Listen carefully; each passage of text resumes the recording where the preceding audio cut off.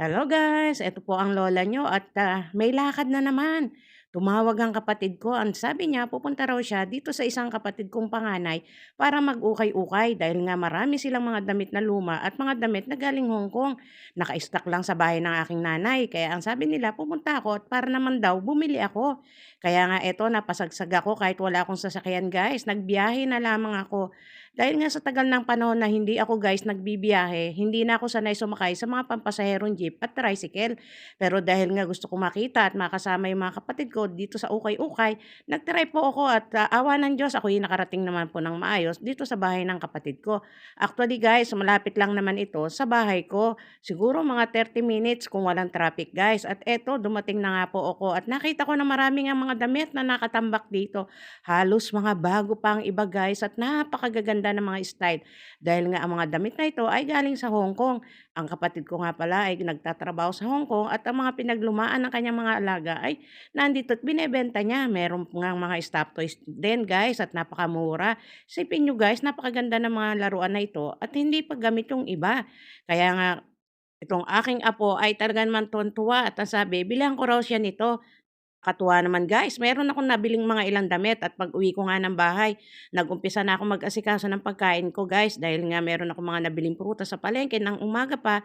At eto na nga guys, nag-umpisa na akong kumain ng dinner.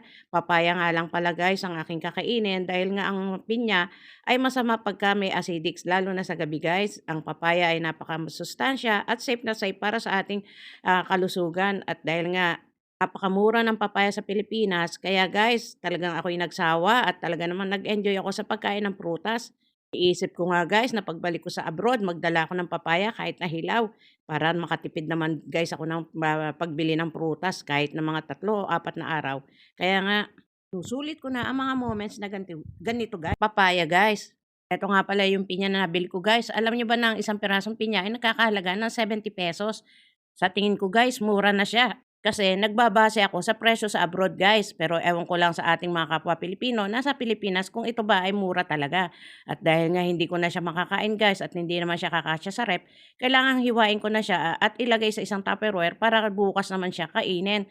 Kapag matamis nga guys ang pinya, ginagawa ko na lang siyang pineapple juice para naman hindi siya magaspang sa dila kapag kinain guys. At nag-prepare na rin guys ako ng pang-ulam ng aking anak. Ang sabi niya gusto niya ng beef steak. Actually, pork steak pala guys at ayan inugasan ko na masyadong marami yung baboy kaya ang sabi ko mga 3 piraso lamang. Kaya nga guys, eto yung simpleng buhay ko dito sa Pilipinas habang ako'y nagbabakasyon.